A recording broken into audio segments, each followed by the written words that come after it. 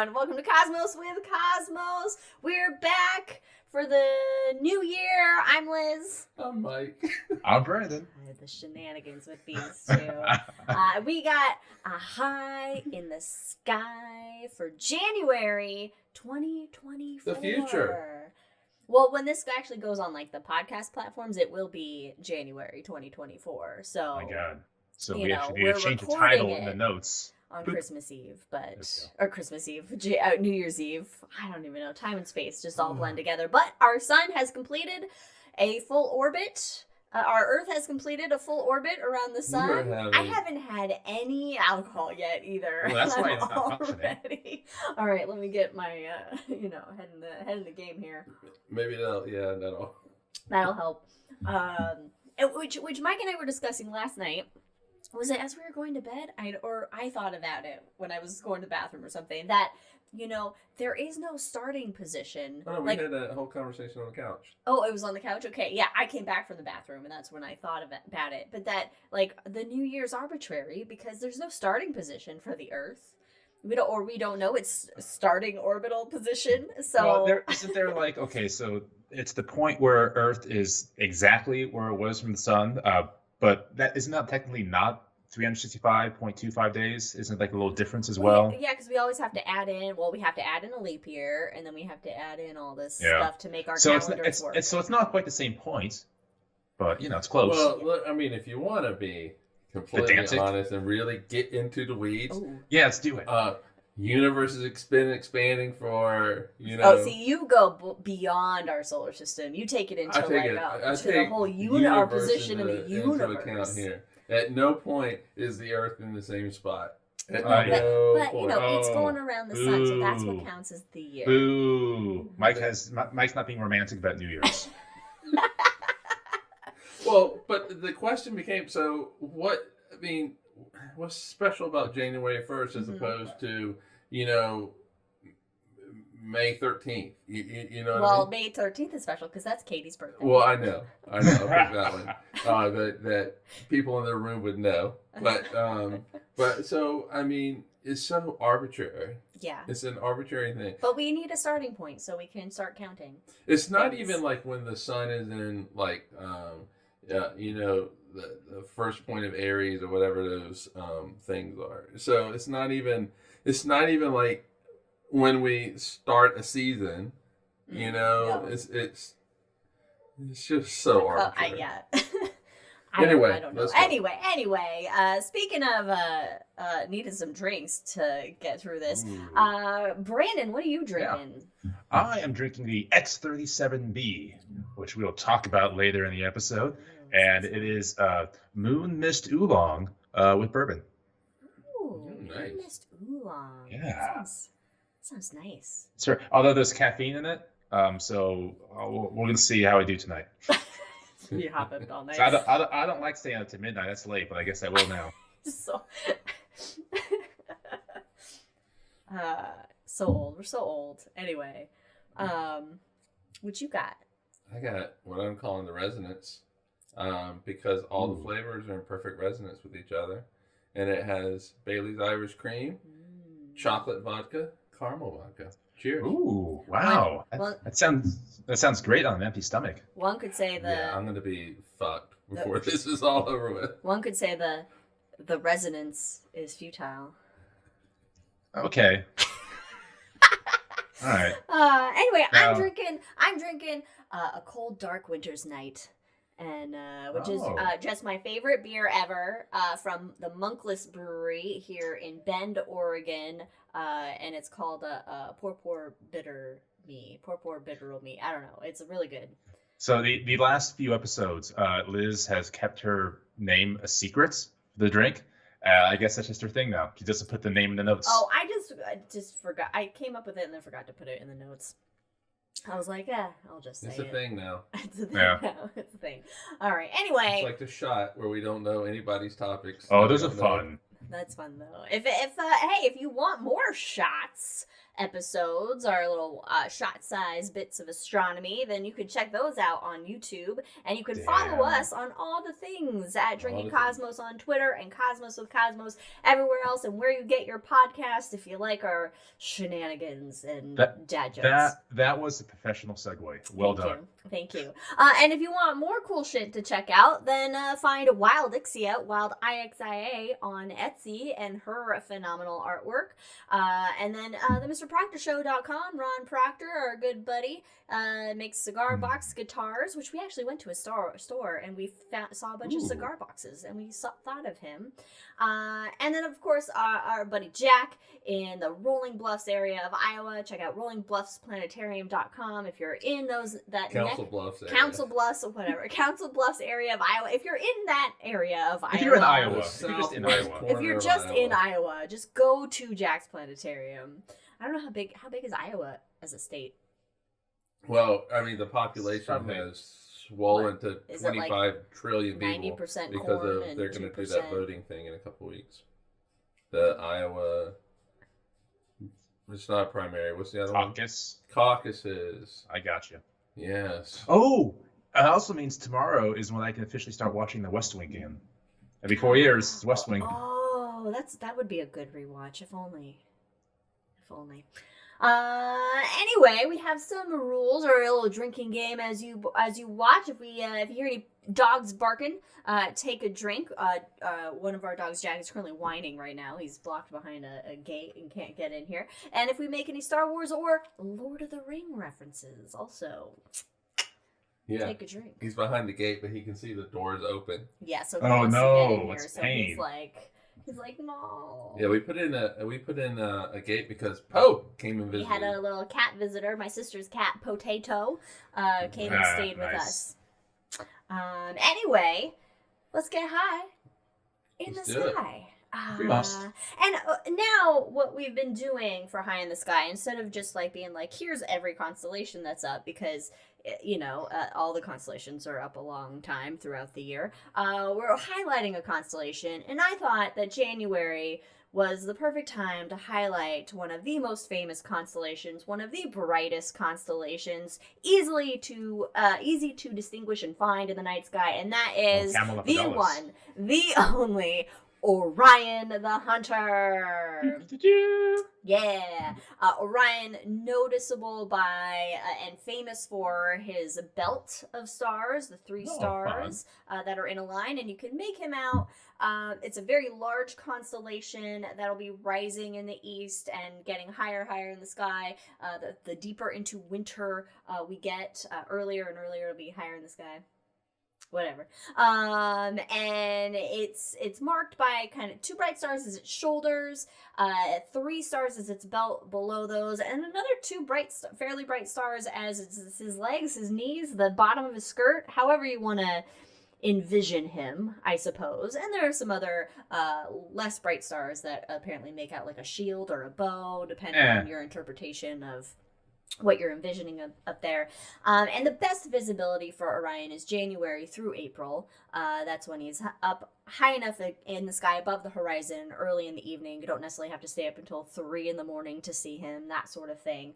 And that belt of stars, those 3 stars, are named Mintaka, Al-Nalam, and Al-Natak. And you'll notice a thing with star names, when we're talking about star names, that a lot of them are actually Arabic. And it was basically people in the Middle East that were mapping out all the stars and giving them these names, and we've kept those to this day. So a lot of them have an Arabic sound because they're Arabic. Which is pretty cool. And Orion can actually help you find another bright star. In fact, the brightest star in the nighttime sky, Sirius, which is the nose of the big dog Canis Major. So when you find the 3 stars in Orion's belt, they will point west to Sirius. East? Yeah, if you're facing south, Orion. Yeah, okay, they point east. They point east. I I envisioned it wrong in my head. But okay, So it's if the you other- it's the other go west. if you go east, then the bell actually points to the bright star of Aldebaran. Go west, Aldebaran. You go east too. You go east of Oh Sirius. god damn it! I can't. All right. You had it though. I You had it. Okay. Points west to Aldebaran, the orange bright star, the eye of the bull, Taurus the bull, and then east to Sirius, the nose of Canis Major, the big dog. Exactly. Ah, jeez, we got It's all jumping around. We got there. All right, one of the brightest stars in Orion is the famous star Betelgeuse. Betelgeuse. How different pronunciations. It's the armpit of Orion, or his right shoulder. How do you say it, Mike? I say Beetlejuice. Oh, you say Beetlejuice? Okay. I do like the movie. So, Beetlejuice. yep. I was go Betelgeuse. But I think either way is actually correct now because If they've everybody. accepted accepted our Beetlejuice. pronunciation of Beetlejuice, basically. This star is 548 light years away, and it's a red supergiant, which means it's gonna go big booms. Big bada boom. Big bada booms. In fact, it could have already big bada boomed, and we just haven't seen it yet. I hope Most so. likely not, but. And we could see it supernova in our lifetime. Maybe. It's possible. I hope It's so. it's I highly wanna see it. unlikely, but there is a sliver of a chance that we could. So you're saying day there's a chance? There's a chance. The chance increases every day. That's true. And a fun fact about Betelgeuse is that it formed 50 million years after the dinosaurs went extinct. So 15 million years ago. 10. 15 million years ago. 10 to 10 15 yeah. million years ago. Which I just- didn't know. I never thought about that. No, I just like how that's phrased. Not it's just 10 million years old. No, it was formed after the dinosaurs went extinct. After the dinosaurs. And yeah. And these big stars, it's a massive star. So these big massive stars, they burn through their fuel a lot faster than our sun, where our sun can live for, its lifespan is going to be about, halfway through its lifespan. Yeah, it's about 9-10 billion years. 9-10 billion years old, whereas these larger stars, they last much shorter periods of time because they're burning like an SUV goes through gas much faster I was thinking like than T a Swift. Honda. Superstars. It's a superstar. Hopefully she doesn't explode though. Although that'd make for some headlines. That'd be wild. What's gonna Just explode? Taylor Swift just explodes. Spontaneously explodes. Spontaneous combustion. All right, so another bright star in Orion is Rigel. There would be like a national day of mourning if that happened. Taylor Oh my Swift. goodness. It'd be like Kennedy. It could be a global day of mourning. I don't know her reach, her influence. How's T Swift doing in Italy there, Federico? Answer us that. Oh, isn't she's huge everywhere, right? Yeah. So, Yeah. all right. Is she? Anyway, I'm Okay. sorry. All right. Rigel, the lower right of Orion, is lower left. It's a blue supergiant, so it's also a boomer. It's gonna go a big boom. It's 863 light years away. I really want to call these stars that go supernova boomers now. Boomers now. Yeah. All right. Well, we could do what we they're want. all boomers. These are now boomers. And fun fact about Rigel, it's 2 million years younger than Betelgeuse. Oh, okay. Which is nice. In fact, Betelgeuse being a red supergiant, that means it's already gone through enough fuel that it's starting to expand out, and outer layers have cooled, turning red. But it's kind of it's entering its death throe phase that we see, whereas Rigel hasn't hit that yet. But Rigel will turn into a red supergiant. Another one of my favorite astronomy phrases that everyone will say when talking about stars, for example, is going to be the death throes. It's always going to be in there. Always death throes. I know, it's so fun.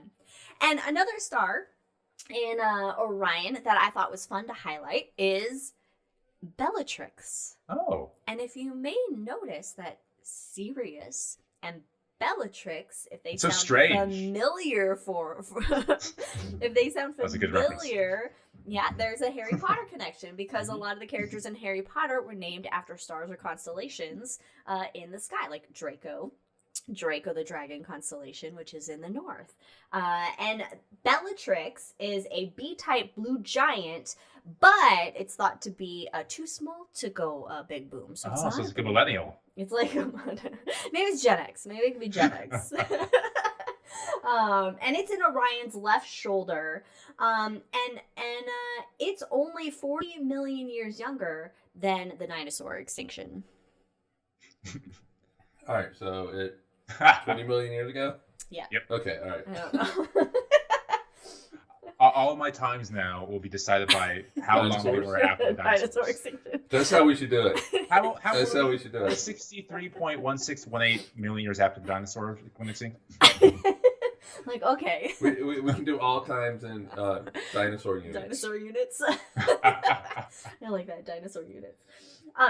Now, there is some deep space stuff located in Orion, of course, that you need a telescope or binoculars to check out. In fact, one of those which you can use binoculars to see is right behind us, right here, if you're watching us on YouTube. But behind us, we do have a triptych of the Orion Nebula. This is a very famous nebula. It's located within the Sword of Orion, which are these 3 stars that are line up underneath the belt of Orion. It's definitely a sword. It's a sword. You can also call it Orion's baby maker because it's a stellar nursery. It's where stars are being born. It's the seeds of stars swimming around there in space.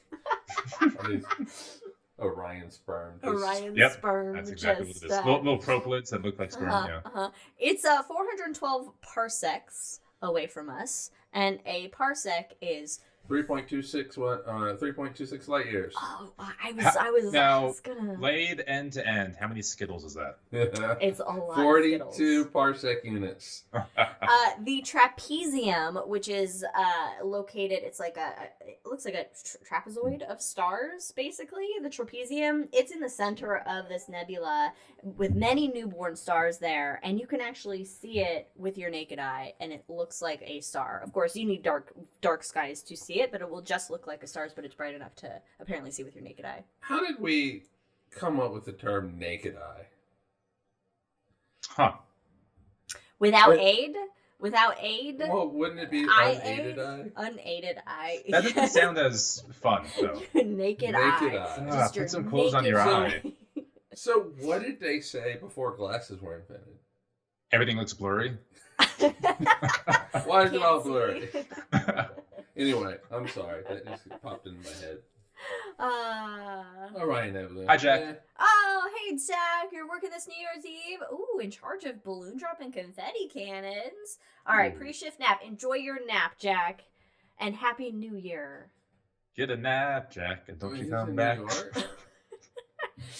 That's fun. You know, one day we'll get involved with our small town and participate in it.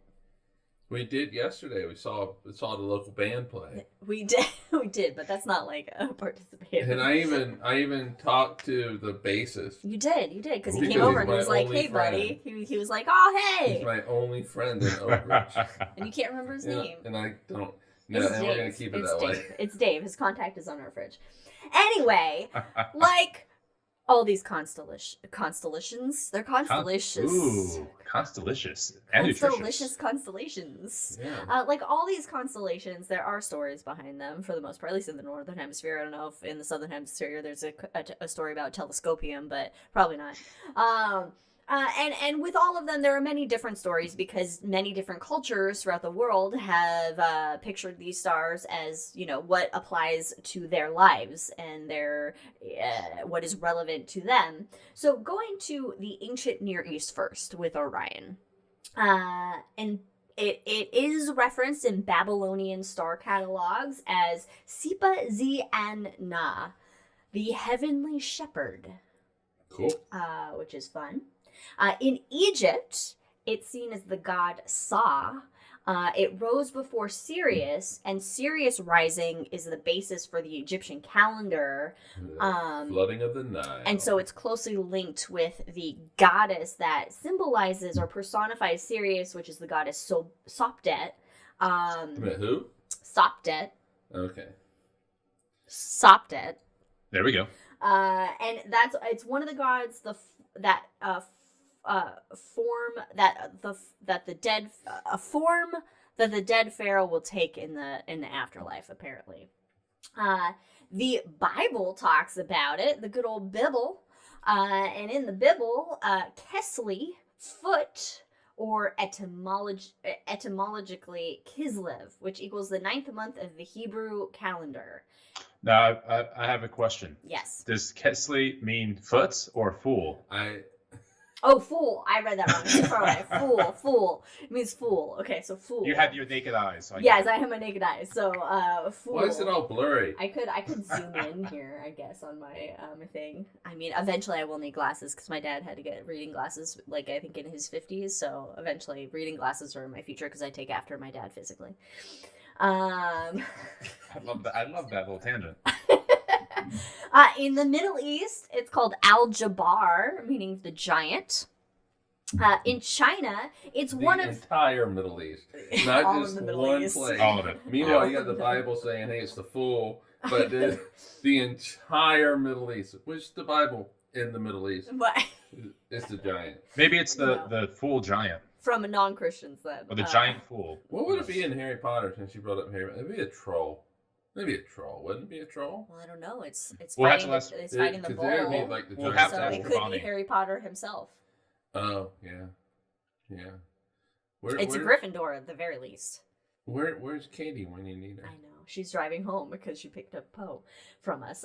In China, it's one of 28 lunar mansions, which is called Shen for the 3 stars in the belt. I think it's great how, like, in all of these, there are basically there's some sort of human, or Except for in China. Except for It's China, like, no, it's a mansion. no. It's one of the mansions. We're gonna put the moon in it, and the moon doesn't go in it, but we're gonna put the moon in it. This is where the moon lives. It's one of its mansions. It's got 28 of them. China has a wild they do. interpretation the of the kingdoms, sky. the mansions, their prisons up there. I mean, it's really it's pretty creative.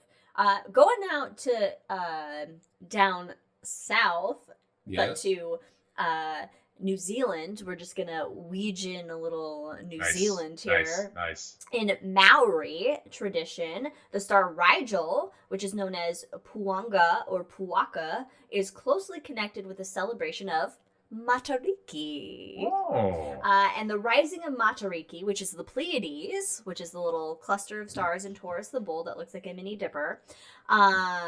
The rising of Matariki and Rigel before sunrise in midwinter marks the start of the Maori year. Hey.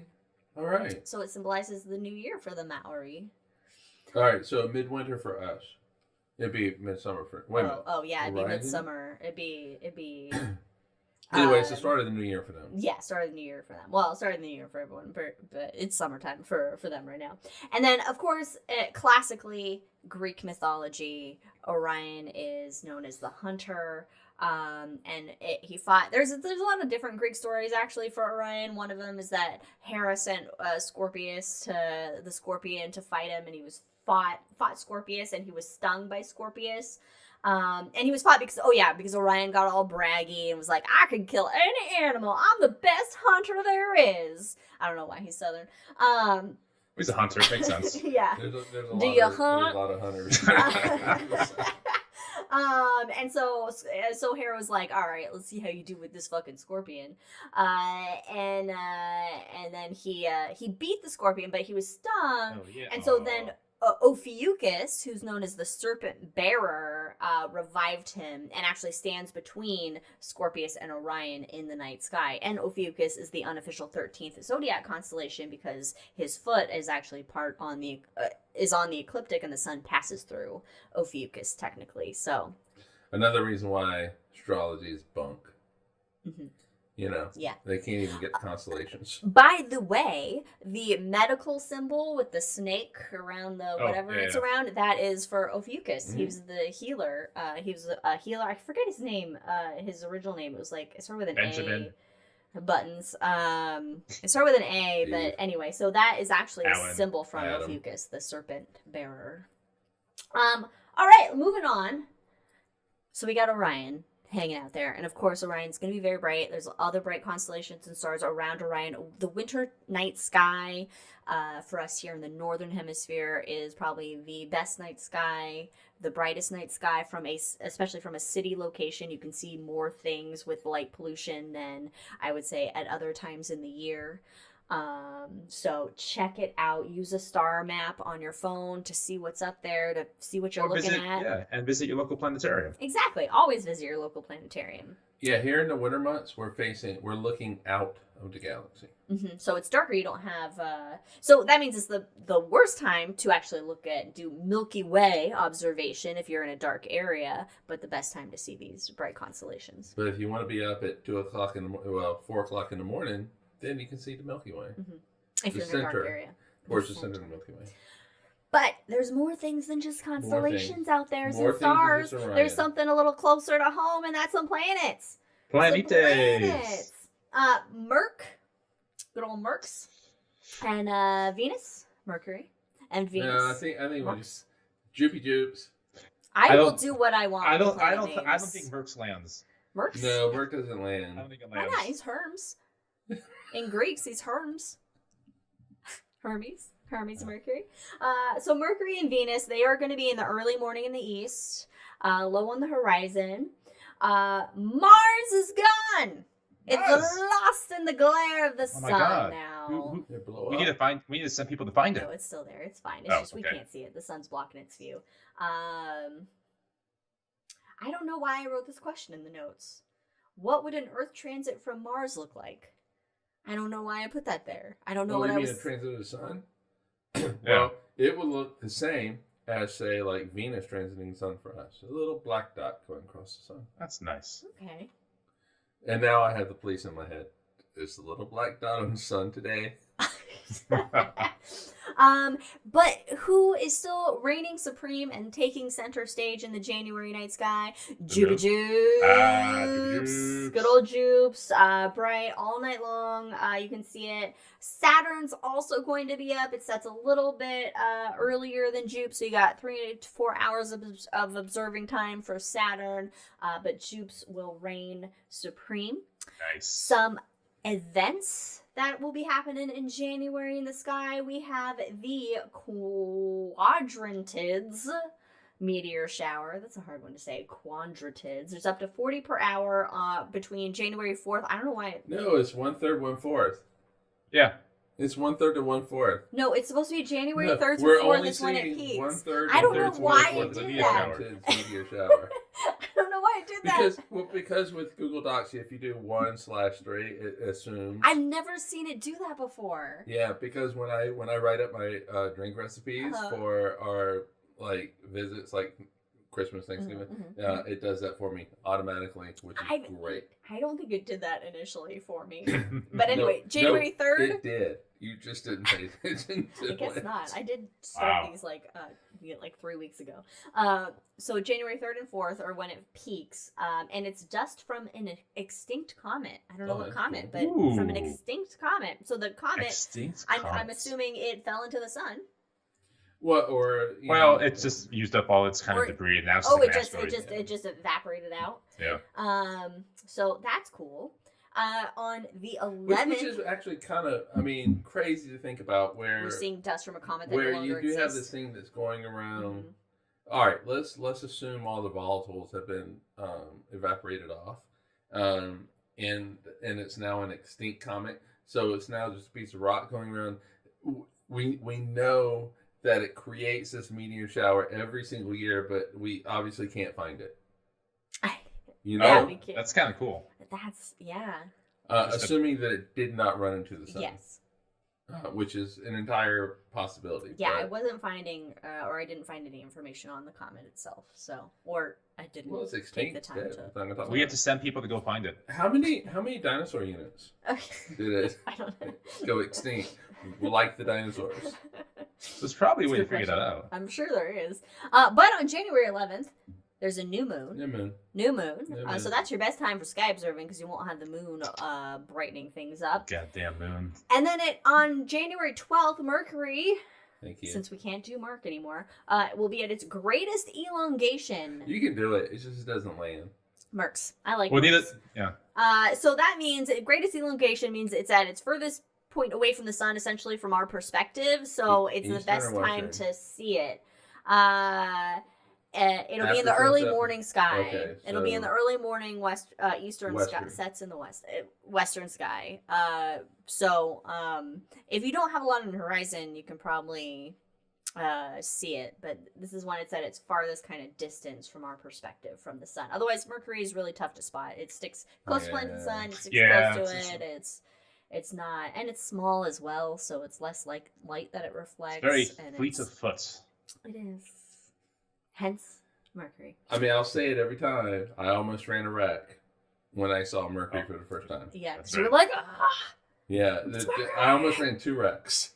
One looking at Mercury and one looking at Milky Way, because that is how dedicated I am. Gotta stop looking at the sky at night.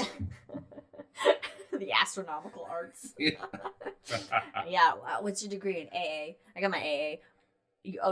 No, my astronomical arts. My degree in astronomical arts. My brain immediately went to associates.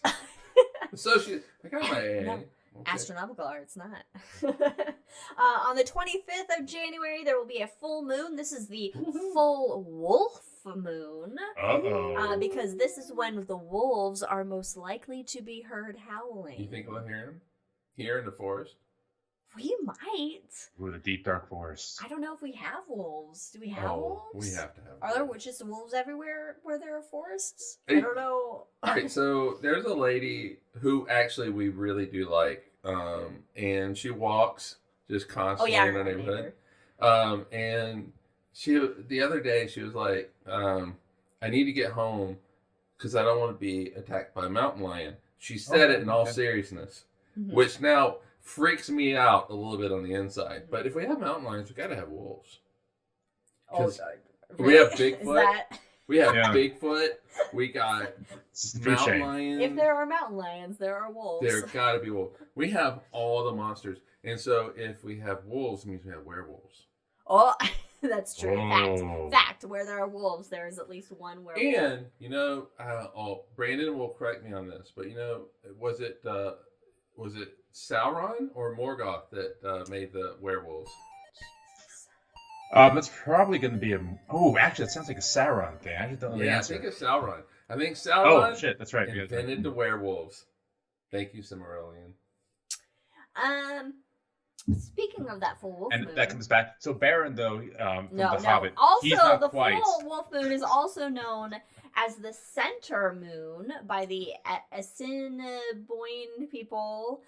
Assiniboine. I'm sorry. I apologize. I apologize to all Native Americans. People of the Great Northern Plains, which means that the moon. Jack might know. Well, Jack's taking napping. his nap. It means that this moon marks the middle of the cold season. Oh. So it's the center moon. Other names for this full moon. That's true, though. Yeah. That is a bit true. Other names for this moon are cold moon / these are fun. Okay. Cold moon / cool. frost exploding moon by the Cree. That's what my ice source does in Diablo. I could do that with my sorcerer. The Algonquin call it the freeze up moon.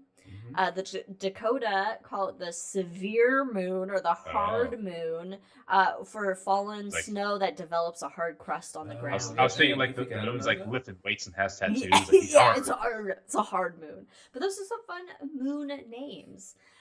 And then lastly, on January 27th, at the end of the month, Mercury and Mars, M&Ms. We got the M&M pair. They will be 2 degrees apart in the sky. So they have a conjunction between Mercury and Mars. So 2 degrees would be, well, your fist is 5 degrees. So maybe two knuckle. So it's going to be half your fist. Oh, yeah, that makes more sense. I can't. Half a fist. Half a fist bump. Half a fist. Half a fist in the sky. Just do that, and then...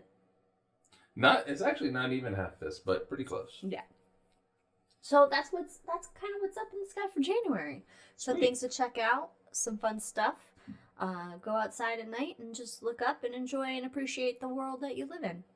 Yeah, this actually really is the best time to... All right, so if you want to see bright stars... Yeah, this is the best time. Go out during the day.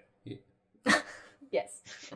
If you want to see a bright star, go out during the day and don't look at it directly. Don't trump it and look directly at the sun like he did when the eclipse happened. The eclipse, yeah. Oh, God, it was beautiful. That was a beautiful moment. So on brand. Anyway, news! Astronomy news. We have been off. You should do it 1940s. Astronomy news, yeah? Do it 1940s. I wish I had like a little.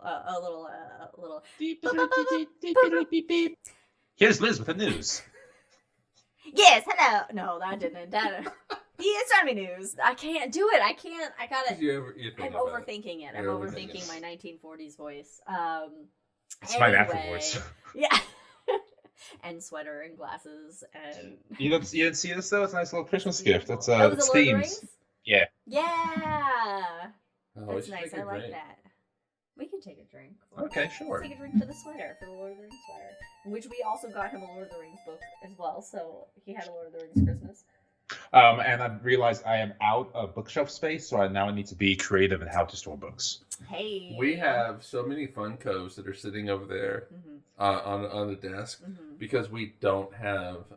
No, but some of those we can take up and put because we got our Avengers guys over there that They need their buddies, and we have a couple of Obi-Wan Star Wars. got to fit in with the Star Wars ones because we don't have Obi up there. Oh, poor Jack. Aw. Anyway. Brandon has ghosts. If you're watching on YouTube, Brandon looks around all confused. I think he has ghosts. Someone's sawing. I hear the saw going. It's the strangest thing. Sawing? Sawing, yes, in a condo. Who's doing that? Is it like a... Clearly. Okay. No, it's an electric saw. Oh, okay. I like our effects for circular saw. Manual versus electric saw. Anyway. Astronomy news. It's cut off rails. Astronomy news. We took a week off, of course, for the holiday season, so we're coming back here. Some of this was before we went away for a break. So first up, a perfectly synchronized exoplanet system has been found, which you can hear more about this on an episode of The Shot. That will be coming. I don't know if it's dropped yet or if it's out next Wednesday. I think it's next Wednesday. Yeah. You either can go listen to it or you have something to look forward to. You have something to look forward to it. But NASA's TESS and the European Space Agency's Cheops satellites, they found a 6-planet solar system that's in perfect synchrony in our Milky Way galaxy. And I mean, we found systems like this before. Not many. But not many. It's a rare occurrence to find them in a perfect synchronous orbit. And with 6 planets as well. Usually it's a couple, not like 6. Yeah, so this means it's been like unchanged since the formation of this system. Right. Which is pretty cool. And this can help explain how solar systems across the Milky Way came to be. This one is 100 light years away in the constellation of Coma Berenices, the Hare constellation. Hey. Beautiful princess Hare constellation. And none of these planets, though, are within the star's so-called habitable zone. The synchrony is known as... Is it really a so-called at this point? Habitable zone. But every star is going to have a habitable zone. We don't.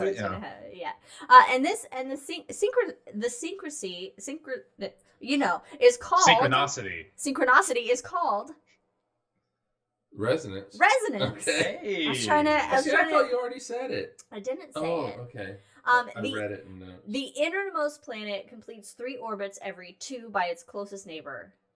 It's the same for the second and third closest planets and the third and fourth closest planets. And my brain can't understand that.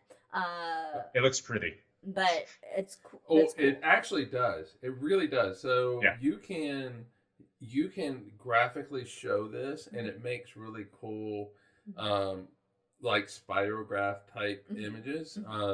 And if you do the first planet and the second planet, it actually makes a heart, which is really cool. I thought. But so what's amazing about this is that it's really hard. So the prevailing thought is that most solar systems actually form in with these resonance type situations going on. Oh yeah, don't think I didn't hear that. I did it quietly. No, you didn't. No, it was like this. I'm with Liz on this You one. poured from anyway. So the prevailing thought is most solar systems actually will settle into a resonance early on. So the question and then they is, get fucked up by other shit that comes. so they get so it gets fucked up. So the question is, why does it get fucked up? Well, it's a pretty simple answer is that you have things like all this Jupiter, debris. Oh yeah, Jupiter that are pulling on planets gravitationally, and so it disrupts the resonance, and so that's what we see with our solar system. Having said that, if you look at Neptune and Pluto, they are in resonance. So Neptune will go twice around. I'm sorry, Neptune will go 3 times around the sun, and then Pluto will make 2 laps around the sun. And so they're in resonance with each other. That's because Jupiter is pretty far away. You don't have a lot of gravitational disruption. It doesn't have the and power over them. So it's not. So you can see it like in one-offs. But to see an entire system do this, like it's 1 in 100 systems that have retained this. Yeah, and like you said, it has remained unchanged for billions of years. For most of it, the life of this solar system, so many it has remained unchanged. So many dinosaur units. So many dinosaur units. One fun phrase I read today is they were talking as a NASA quote about the gravitational weight basically that the sun has versus the moon with tides, and they called the sun, it's the gorilla of the solar system when it comes to gravity, but it is a distant gorilla. It's a distant gorilla. And to be honest, unless they're behind glass, that is how you want gorillas. Yes, they can be very aggressive. Aggressive. Yes. In other news, and this I thought was fun to include, and I wish I could do the accent in order to offend all these people. Although I do have, oh no wait, is it Scottish? No, I'm Scottish. Never mind. I'm sorry. I'm not Irish. But Ireland. Pretend you're the Lucky Charms guy. Ireland's first satellite successfully launched. Go nice. Ireland! They had the Lucky Charms behind. I'm sorry, Ireland. The Educational Irish Research Satellite, or EarSat-1. This is from students from the University College Dublin through ESA Academy's Flyer Satellite program. How cool is that? Wait, this is shit! I missed that when I read through the notes earlier. Flyer Satellite. Why is NASA not doing that? Because why are we not making our own satellites? We have stuff like that. I mean, we get like CubeSats and shit, but I mean, yeah, this is really cool. The ESA has a whole Flyer satellite program. So Ireland college students launched their own satellite, and this satellite is going to study gamma ray bursts. It's going to test the thermal treatment's ability to protect the surface of a satellite when in space. And test a new method of using Earth's magnetic field to change a satellite's orientation in space. So that's cool. So go. Why wasn't NASA doing this when I was in college? Oh, so it looks like your set is a 3 units CubeSat, 3U CubeSat. So so it's a CubeSat. Yeah. Okay, but that's so cool. It's their first one. Yeah. So I just went on the website. And the first thing that comes up is a video when it launched, and they have like a jazz band playing. And it's just like a big celebration. It's pretty cool. That's cool. I'm really surprised neat. Ireland didn't get you two to commission some music for them. So good job, Ireland. Go Ireland. Go Fighting Irish. I know that's Notre Dame. No, that's Notre Dame. I know. Anyway, this is one I didn't add, so I'm assuming Brandon added it. So Brandon, go for the next one. Yes, this was on, I think, the 28th of December when the military launched the X-37B space plane. And this is like a tiny space shuttle. It's still really big, though. Yeah. So I saw a picture of it on CNN yesterday, today, whatever. Yeah. Talking about it, yeah. So it does look like a little tiny little space. Yeah, it is uncrewed. The wings are up, angled up. Like they're angled up a little bit. Does it look adorable? No. It does. Not as adorable. No, because in my head, I'm like, this is military. Okay, well, if you ignore the military part, is it it's cute. adorable? It's cute. Okay. It is pretty cute. I Yeah. fly in it. And so typically it'll stay up there for a year, 2 years, 3 years. It just kind of depends. We don't know when it's coming down, and we don't really know what it's doing. It's doing testing things, but this time it's in polar orbit. So it is going over the poles in its orbit around the Earth. Oh, okay. All right, so Interesting. we might be able to see it. No, it's very tiny, so it doesn't cast. It's not like ISS. Yeah, so no, astronomers will track it as long as they can, but it tends to disappear. We just don't see it. Okay. You okay? Yeah. How do you feel about SpaceX launching a military thing? So typically it's ULA that launches it, but they needed a heavy rocket this time around, so they use the Falcon Heavy. Yeah. Okay. All right. Just a caveat: we recommend a podcast called The Dollop, and their episode on Elon Musk. Check that out. And the John Oliver episode on Elon Musk. And the John Oliver episode on Elon Musk as well. Yes. I mean, it's just more money for God. Mr. Musk. Anyway, moving on. I like SpaceX. We for the most got. part. I mean, yeah. But he's not really running it at No. this point. It's right. Luckily, not. He's not like day-to-day hands-on as much anymore, which is good. Yeah, because he's crazy. A quick bit. We got a quick bit. Quick bit. James Webb. And again. And guess what? It spots Uranus. Okay. Took a nice Uranus? picture of Uranus. Yes, I mean Uranus. I know, but you know what? It's fun. So James Webb got a pic of Uranus, and it's hot. Yeah. Well, it's Uranus cold. pics. It's cold. It's cold Okay. gas giant, but it's pretty neat that this is it's a close up. The close up version shows the seasonal north polar cloud caps, the faint inner and outer rings, and it's 27 known moons. Ooh. It's got all 27. It's a really cool image. So Google James Webb Space Telescope Uranus. Don't actually type out your anus, because then you're gonna get different search results. I can't suggest googling that. No. But it's a really, of course, it's gotten Saturn. It's taken a picture of Jupiter. And now it got Neptune, and so now it's has. Oh, Neptune's in the shot. No. I'm saying it has taken pictures of. Oh, yeah. And so now we have a picture of Uranus as well from James Webb, and it's gorgeous Very as cool. all the other fucking pictures are, because James Webb is amazing.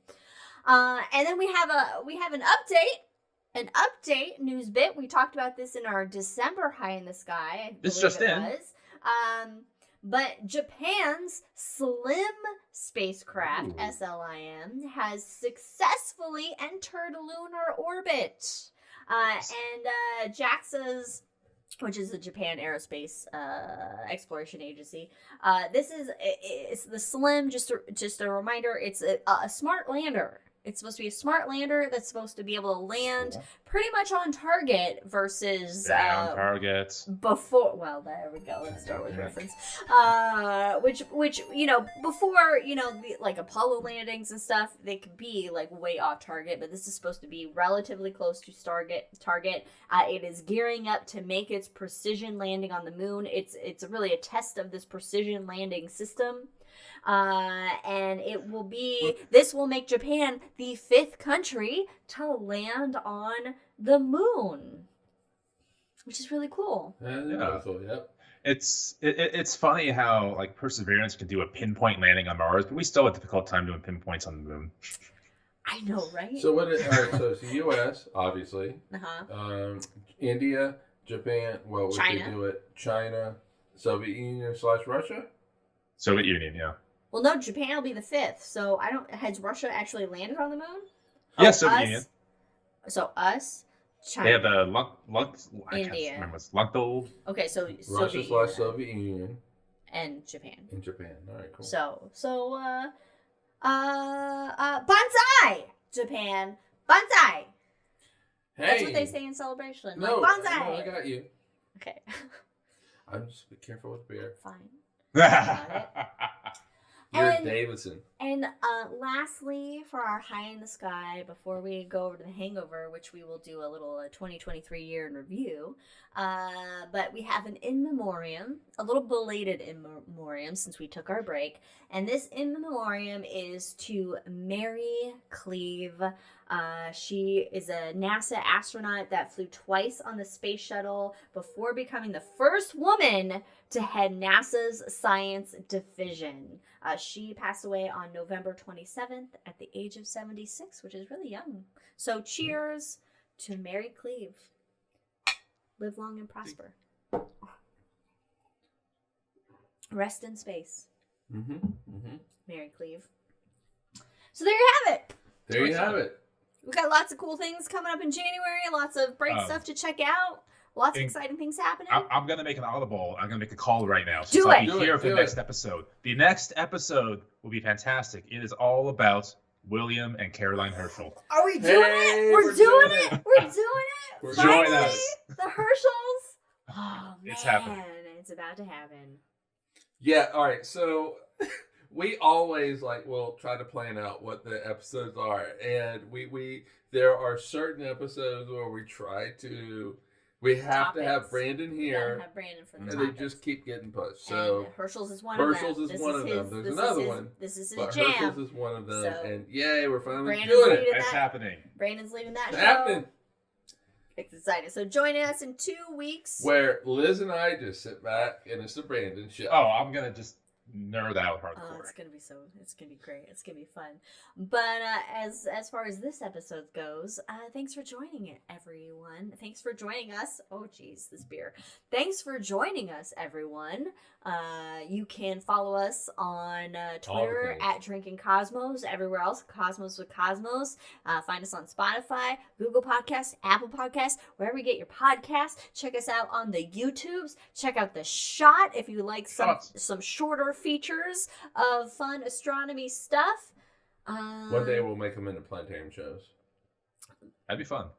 It would. Okay. Yeah. But for now, Happy New Year, everyone. We hope everyone has a great beginning to 2024. We hope everybody has a great entirety of 2024. Well, not just only the beginning. Just the beginning. We hope the rest of your year is shit. No, I'm just kidding. Happy New Year, everyone. Happy New Year's. Live long and prosper. We'll see you. Cheers. This way. How do I do live long? This way. Yeah, This no, way, you this had way, it. this way, No, this way. put the thumb out. Okay, there we go. I got it. I'm mixing up like this. Because with this means you're in duress. This means live long and prosper. Oh, really? Okay, we've learned Cheers. new things. Bye, everyone.